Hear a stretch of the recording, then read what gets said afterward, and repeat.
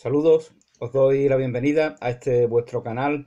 Pues hoy me gustaría hablar de la última obra de Byung-Chul Han, el escritor surcoreano afincado en Alemania, recientemente galardonado con el Premio Príncipe de Asturias, al igual que lo fue en su momento María Zambrano o Francisco Ayala, sobre los cuales hablé en otros vídeos.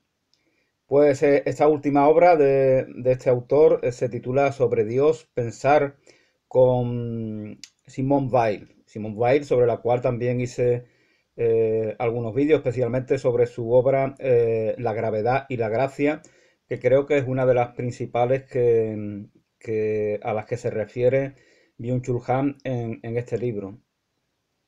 Sobre Dios.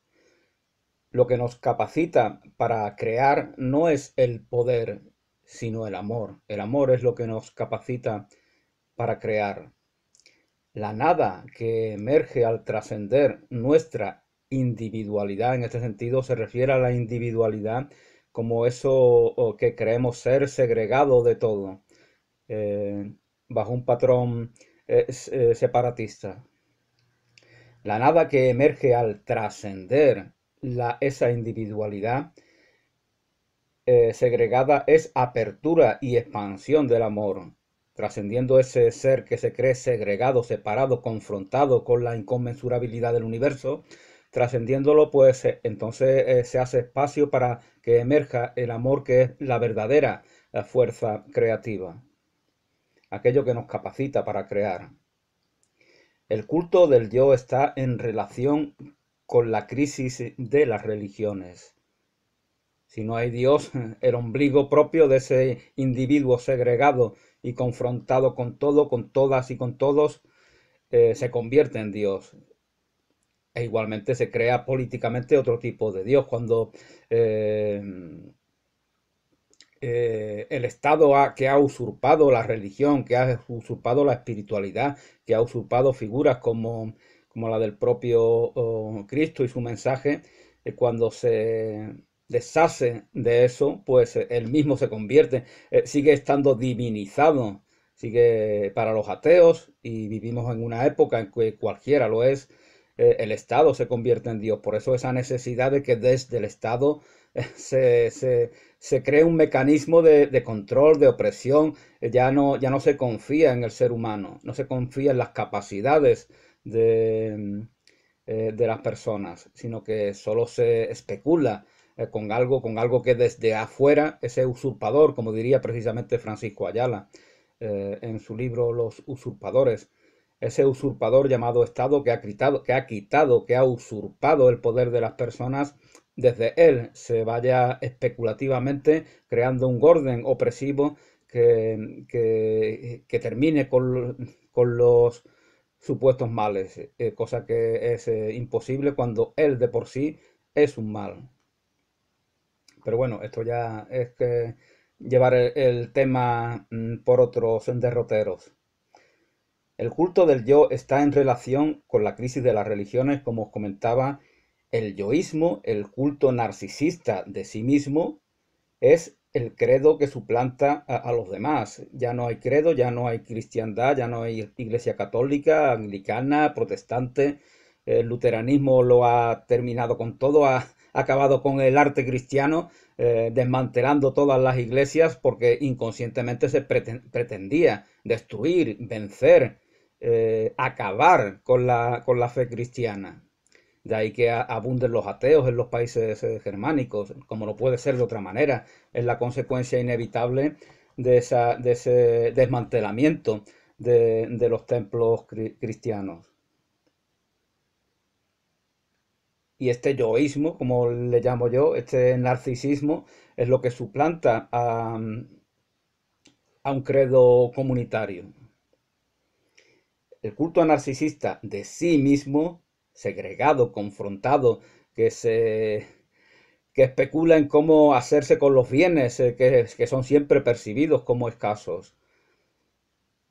El culto narcisista de sí mismo es el credo que suplanta a todos los demás. El que no ha sabido convertirse en nada corre el peligro de que todas las cosas ajenas a sí desaparezcan para siempre. Es decir, que él lo haga con su credo. Este credo individualista es voluntad inconsciente de muerte, de morir, de desaparecer, de desintegrarse, puesto que nuestra identidad, nuestro valor, nuestra vida está en relación con todo y somos hijos de una herencia que se expresa en nuestra propia individualidad. Nuestra individualidad es tal gracias a esa herencia y gracias a esa relación y gracias a ese referente de trascendencia que con la muerte de Dios es eliminado y por lo tanto cualquier otra cosa suplanta ese elemento que ya se percibe como muerto.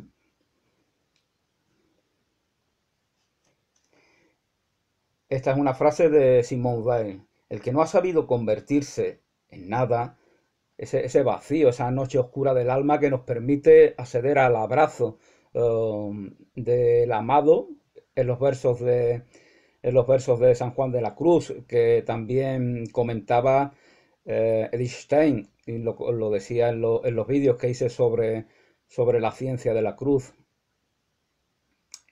Pues esa es la nada, la nada, ese distanciamiento con los apegos mundanos que permite hacer espacio para trascender lo natural, para abrazar lo sobrenatural. El que no ha sabido convertirse en nada corre el peligro de que todas las cosas ajenas a sí desaparezcan para siempre.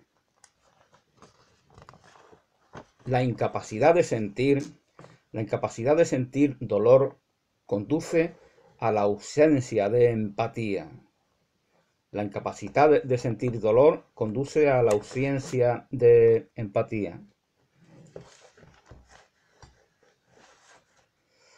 Esa empatía de la que tanto hablaba justamente Edith Stein. La empatía es un valor cognoscitivo, decía ella, no se trata de sentimentalismo.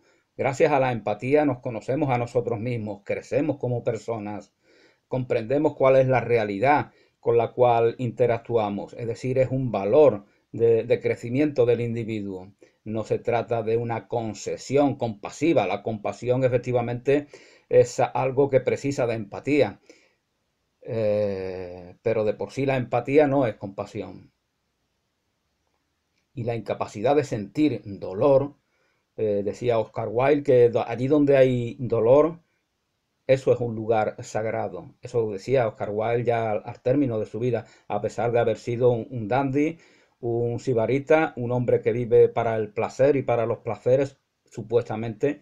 Sin embargo, eso comentaba en su obra De Profundi, sobre la cual también hice algún vídeo. El Dios de los cristianos es un Dios sobrenatural. El del Antiguo Testamento es un Dios natural. Volvemos a la idea de naturaleza y sobrenaturalidad, a la cual tanto se refería justamente Edith Stein. La naturaleza tiene sus límites y trascendiéndolos, pues accedemos a lo sobrenatural. El común de las personas, la gente que es atea, que es agnóstica, que ha perdido su referente religioso o espiritual, no cree en la sobrenaturalidad y por lo tanto, de manera reptiliana, pues se mimetiza con lo más próximo, aquello que está limitado por la naturaleza y ahí desenvuelve su vida. Justamente, como diría Thomas Mann, ya que hice recientemente algunos vídeos un par de vídeos sobre su obra de la montaña sagrada o la montaña mágica. Los de la llanura, pues son los de la llanura, los que no están en la montaña, que simboliza la espiritualidad. Los de la llanura, los cuerdos, los sanos de la llanura, pues simplemente viven de manera repetitiva sin tener voluntad, ni deseo, ni ambición de trascender toda esa monotonía, porque para ellos no hay nada más que eso. El Dios del Antiguo Testamento es un Dios natural. El vacío, por eso de ahí que el advenimiento del cristianismo supone una progresión sobre la realidad en la cual viven, en la cual vive el común de los judíos, que es la misma realidad que vive el común de los pueblos en esa época. El advenimiento del cristianismo supone un aporte en el sentido de trascender esa naturalidad, esa naturaleza que nos limita. El vacío invierte la tendencia natural del alma, el vacío invierte la tendencia natural del alma y la convierte. Y la convierte. Gracias a esa conversión aparece la gracia. Se trasciende la gravedad. La gravedad es aquello que nos limita a esa naturaleza, como antes os comentaba. La gracia nos recuerda Byung-Chul Han una historia de algunos de esos cuentos creo que de Hans Christian Andersen, en el cual pues un gigante reta a un sastrecillo a ver quién alcanza más alto, lanzando algo, quién alcanza el punto más alto. Entonces el gigante lanza una piedra y llega a una grandísima altura y el sastrecillo echa algo con sus manos y es un pájaro. Es un pájaro y el pájaro pues llega mucho más alto. Pies para que os quiero si tengo alas para volar, decía Frida Kahlo. Pues con esta metáfora la utiliza para que se para referirse a esa capacidad de trascender los límites mundanos.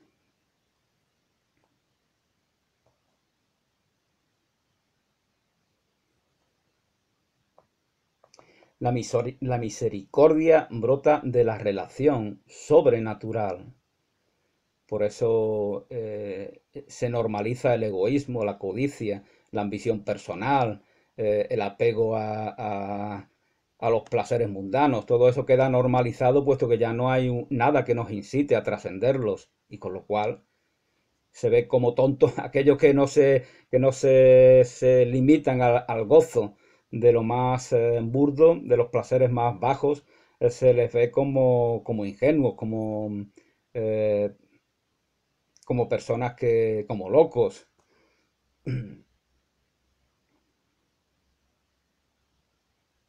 La misericordia brota de la relación sobrenatural, como esa de la amada con el amado del cántico espiritual de San Juan de la Cruz, como antes os comentaba. Cuando no se tiene fe en el amor, cualquier cosa es amor. Ya el amor ya es algo especulativo. Por eso decía Mary Wollstonecraft que la amistad es mejor que el amor, porque ya el amor se ha convertido en un mercadeo. Se tienen ambiciones personales y se implican a otras personas que supuestamente de las cuales supuestamente se han enamorado, se las implica en esa codicia puramente individualista. Entonces es una cosificación del otro y le llaman amor. Y por eso, ante esa versión tan burda del amor, no es difícil que la amistad se vea como un sentimiento que supera a tal amor. La poesía es la esencia de la poesía es la esencia de la patria verdadera universal. Lo que permanece lo fundan los poetas, decía Hölderlin. La poesía es la esencia de la patria verdadera universal, pero la prosa del poder limita esa patria. La prosa del poder, la prosa leprosa que decía Restrepo, el poeta Nazario Restrepo, el poeta colombiano. La prosa del poder limita esa patria hasta convertirla en una nación.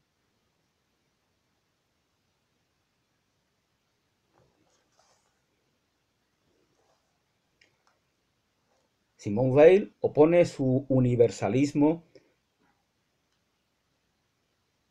infinito al patriotismo. La verdadera patria es el reino de los cielos. El reino de los cielos está en vosotros, en vuestras relaciones y en vuestros corazones. La verdadera patria, el reino de los cielos, es el amor. Esa es la verdadera patria. para Simone Weil. Lo demás son burdas emulaciones. Por eso las patrias segregan, confrontan a las personas, crean guerras que matan a millones de inocentes. ¿Por qué? Porque no son patrias verdaderas, pues no son el amor que aquí del cual nos habla Simone Weil.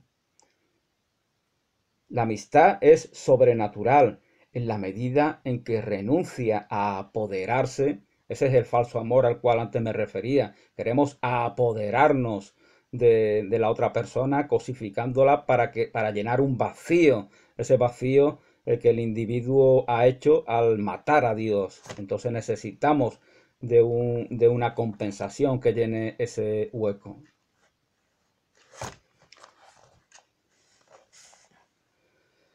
La amistad es sobrenatural en la medida en que renuncia a apoderarse del otro. Apoderarse viene de poder. Esta es la idea más pobre del poder, que es la que generalmente está normalizada.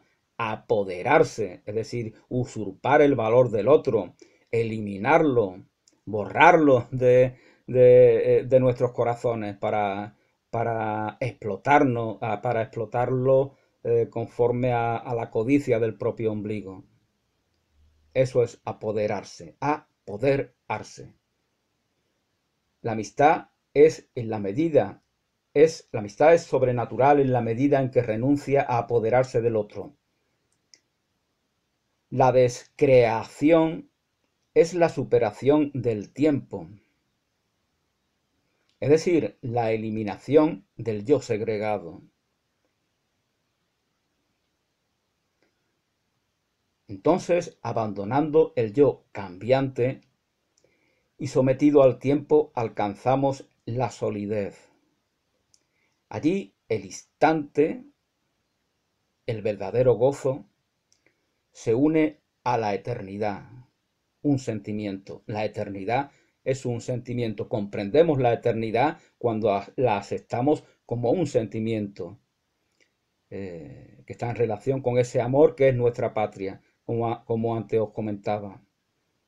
Mientras no se dé tal cosa, pues se dan sucedáneos, se dan compensaciones. Cuando se niega algo, cuando se niega un valor, el valor de la creatividad, pues aparece un sucedáneo. Por eso los negacionistas son tan ingeniosos, porque no han perdido su capacidad de crear. Pero en este caso lo hacen en un mundo de falacias, de demagogia, de falsedades, que ellos ven como una verdad incuestionable.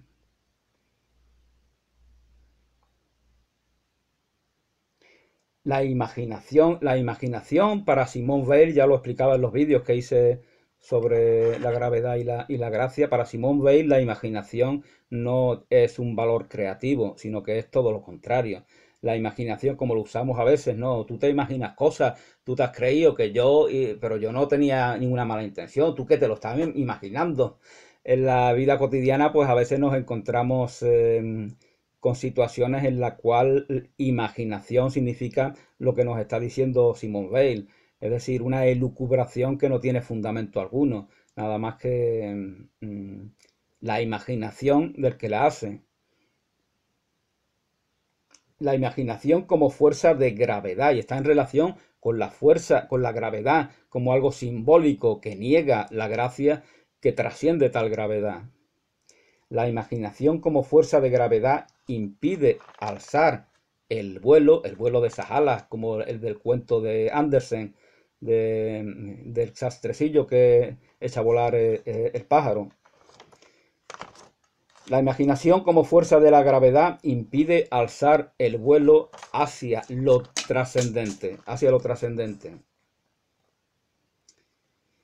hacia la sobrenaturalidad que trasciende los límites de la naturaleza.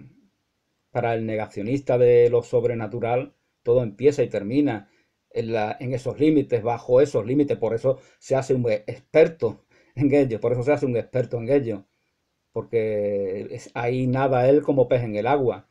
Entonces acontece como contaba Dostoyevsky, que en alguno de sus artículos de Diario de un escritor contaba como algunos de sus amigos había tenido alguna discusión.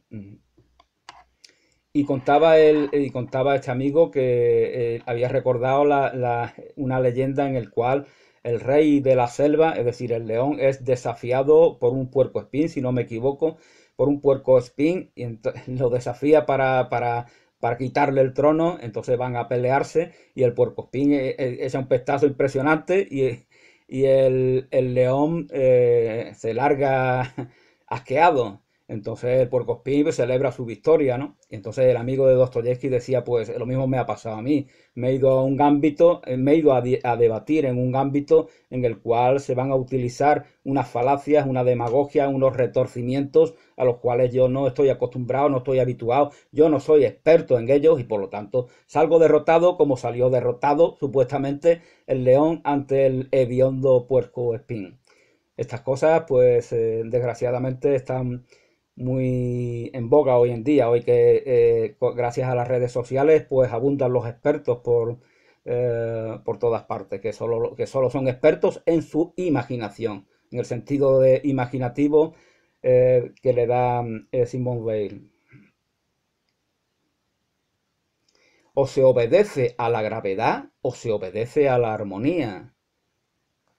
O nos rendimos de manera reptiliana a las imposiciones gravitatorias o nos reconocemos en una armonía universal que trasciende tales límites. Aquí no hay punto medio, o lo uno o lo otro.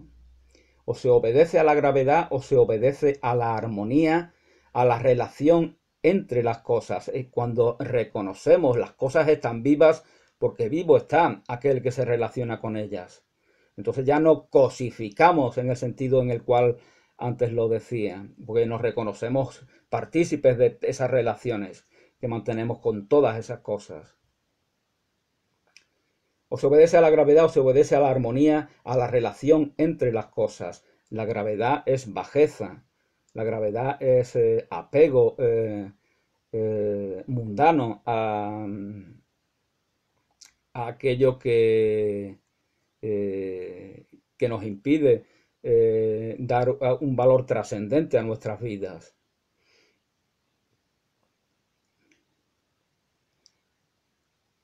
La atención religiosa, la atención es un valor religioso verdaderamente y es lo mismo que la mirada receptiva. La mirada receptiva que no es la mirada del cazador, como nos va a comentar Simone Weil. Una vez que hemos anulado esa mirada que se enriquece gracias a esa receptividad, la mirada se convierte en algo especulativo, la mirada del cazador, que busca un objetivo para acabar con él, como hace el cazador. No da vida, sino que da muerte, por eso le pone esta etiqueta la autora francesa, mirada del cazador. La atención religiosa es la mirada receptiva, la atención del cazador es la mirada interesada. Mercantil, especulativa, esa es la mirada del cazador, esa es la mirada a la cual nos sometemos cuando negamos la visión del corazón que la trasciende. Dios es la atención sin distracción.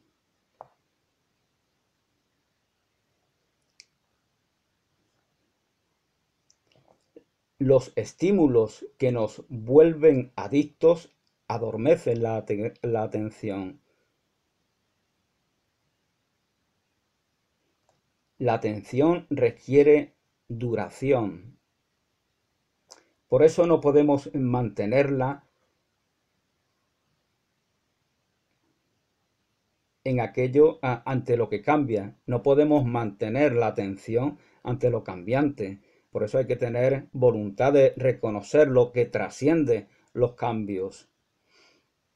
Algo que siempre está. La vida siempre está. La vida siempre es. Mi vida como ser segregado empieza y termina. Por lo tanto, ¿en qué me enfoco yo? ¿En qué invierto? ¿En qué me reconozco? Si trasciendo ese yo segregado, pues entonces es cuando ya estoy abrazando esa nada a la cual se nos refería al principio, y estoy dejando un vacío para que pueda reconocerme como partícipe de una armonía universal.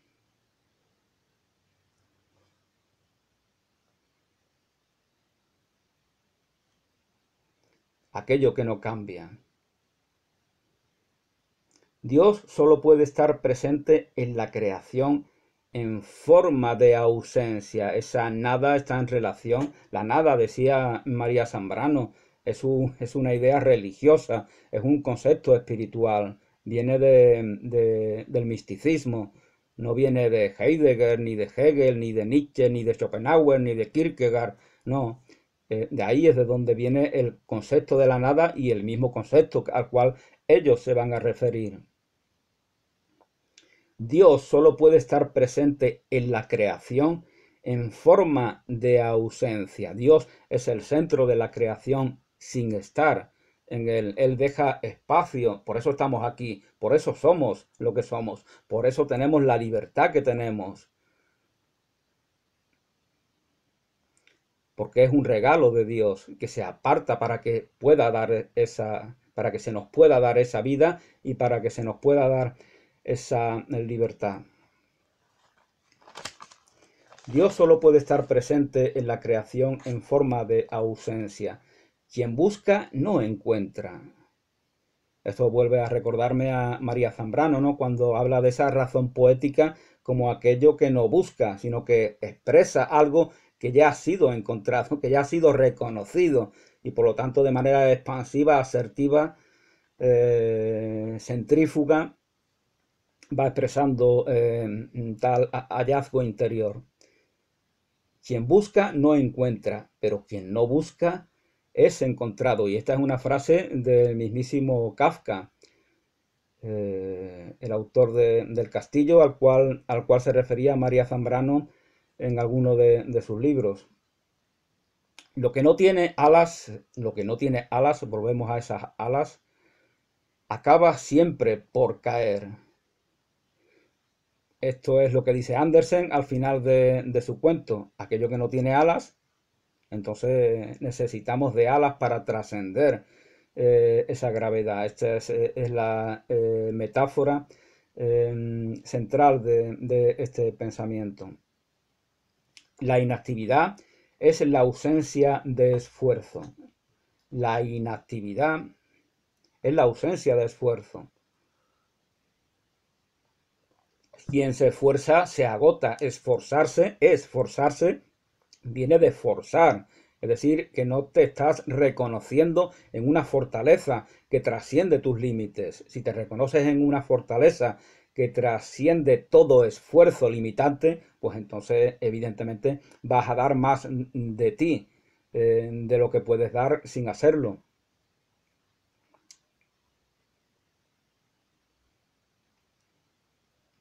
La inactividad es la ausencia de esfuerzo.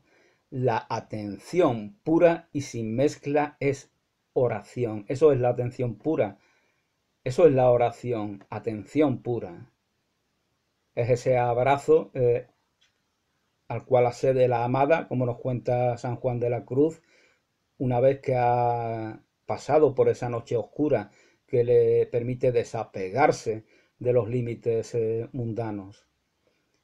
Ahí se encuentra en esa morada, en esa séptima morada, como diría Santa Teresa de Jesús, en esa séptima morada, pues se encuentra y se abraza con el amado. La atención pura y sin mezcla es la oración, es decir, el contacto con Dios. En este mundo plano, nos falta, en esta llanura, que diría Thomas Mann, en donde vive el común de las personas, sin aspiración alguna que trascienda las rutinas limitantes, en este mundo plano nos falta la verticalidad. Es el problema de la llanura. Se ha anulado la verticalidad. Dios ha muerto. ¿Qué es Dios ha muerto? Que no hay verticalidad. Que todo es plano como el cerebro de un terraplanista. En este mundo plano nos falta la verticalidad de la atención, de la oración. Lo que salva es la mirada, lo que salva es la mirada. Verdad olvidada por el cristianismo, incluso el cristianismo lo ha olvidado de que es la visión de Cristo la que nos salva.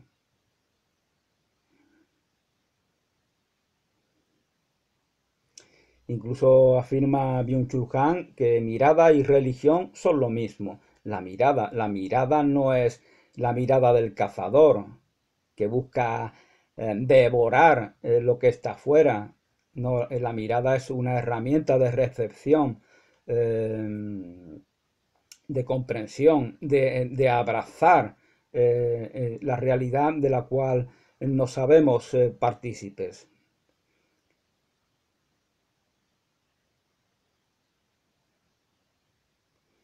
El amor es la mirada del alma, dice Simone Weil. Esa es la visión del corazón. Lo esencial es invisible a los ojos, que decía Saint-Exupéry. El arte es profundamente religioso. El arte. Por eso cuando el luteranismo termina con las imágenes cristianas, está destrozando el arte. Por eso dice Rousseau que los artistas, por eso ese manifiesto en contra del arte y de los artistas, porque ya todo es utilitarismo, ya no se reconoce la trascendencia del arte. Cae en el mismo problema que en su tiempo cayó Platón con respecto a la poesía y a los poetas. El arte es profundamente religioso. Nos permite entrar en un sano contacto con aquello que nos trasciende. El arte nos permite entrar en un sano contacto con aquello que nos trasciende. La belleza es un sacramento, una encarnación de Dios. La belleza salvará al mundo, decía Dostoyevsky, y es un sacramento. La belleza es verdad, la verdad es belleza, es lo único que necesitas saber en este mundo, eso decía John Keats. La belleza es un sacramento, una encarnación de Dios, el único atributo de Dios encarnado en el universo. La belleza es el único atributo de Dios encarnado en el universo. La visión de lo bello es la prueba de la existencia de Dios. No hay más prueba que la visión de lo bello, gracias a esa mirada a la cual anteriormente me refería. Esa es la prueba, la única prueba de la verdad de Dios. La belleza salvará al mundo. Solo la atención contemplativa puede acceder a lo bello. Solamente la atención contemplativa, solo a través de ella se nos permite el acceso a esa belleza. Y esto tiene que ver con la receptividad, con esa pasividad a la cual se refería también María Zambrano en algunas de sus obras.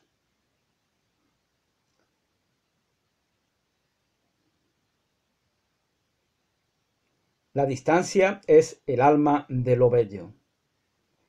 Vemos las cosas, si vamos a un museo y vemos cuadros, los vemos porque hay distancia. Si pegamos la mirada al cuadro no vemos nada. Por eso la relación se da, esa es el alma de la vida, que necesitamos distancia, que necesitamos separación, que necesitamos, porque el amor, para amar se precisa un receptor de tal amor. Por lo tanto, si no sería, o hay creación o hay narcisismo autodestructivo. Por eso Dios se aparta, lleno de amor, lo ofrenda a su creación. Y Dios hace ese mismo vacío que tenemos que hacer nosotros para sintonizar con el espíritu de la creación, para reconocer la eternidad como un sentimiento. Solo la atención contemplativa puede acceder a lo bello. La distancia es el alma de lo bello. Lo bello es aquello que deseamos sin ánimo de comérnoslo. Sin ánimo de comérnoslo. Esa frase, ¿no?, que se dice, me lo como con los ojos. Es una manera familiar de reconocer que nos relacionamos con todo a un nivel un poco pobre. El comer, de ahí ese cuadro, ¿no? De esa imagen de Saturno devorando a sus hijos con esa insaciable hambre, que es la codicia del mundo que jamás puede ser satisfecha. I can get no satisfaction, que decía Mick Jagger. En este mundo no hay satisfacción.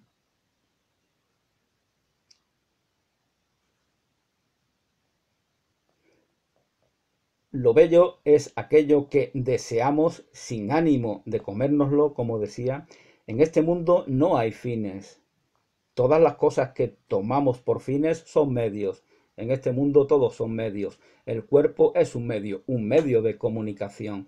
Cuando el cuerpo se convierte en ese medio de comunicación, pues entonces es el templo que alberga lo sagrado, tal como Jesús lo llamaba, refiriéndose a su cuerpo. Yo puedo reconstruir este templo y solo preciso de 3 días para hacerlo. Se refería a su cuerpo y efectivamente ese es el origen de la religión cristiana, la resurrección de Jesús que vence a la muerte, que trasciende el sacrificio, que pone esa verticalidad a la horizontalidad que nos limita. La belleza espiritualizada, y con esto voy a poner término por el momento, ya seguiré en algún futuro vídeo. La belleza espiritualiza esos medios a los cuales antes me refería, que equivocadamente podemos tomar por fines. En este mundo no hay fines, todas las cosas que tomamos por fines son medios, y la belleza espiritualiza esos medios, los dignifica, le da su halo de esa eternidad, de ese sentimiento. Eh, entonces el cuerpo se convierte en un templo sagrado, tal como nos dijo Jesús. Gracias y hasta pronto.